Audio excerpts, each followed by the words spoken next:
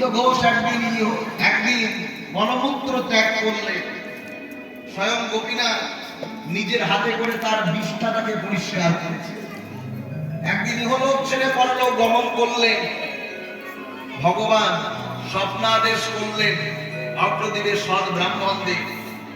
আলাপলা গোপ জাতি স্বপ্ন আদেশ পেয়ে, ব্রাহ্মণগণ স্বপ্ন আদেশ পেয়ে ছুটতে ছুটতে চলে এলেন। ছুটতে ছুটতে চলে এসে দেখছে স্বপ্নের কথা সত্যি। গোবিন্দ ঘোষের জন্য ভগবান পিণ্ড দান করবে বলেছে।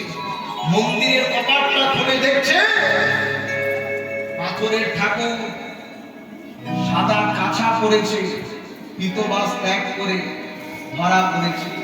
পাথরের ভগবান ভগবানের জন্য পিণ্ড দান করছে ওই পাপ মোচন একাদশীর তিথিতে।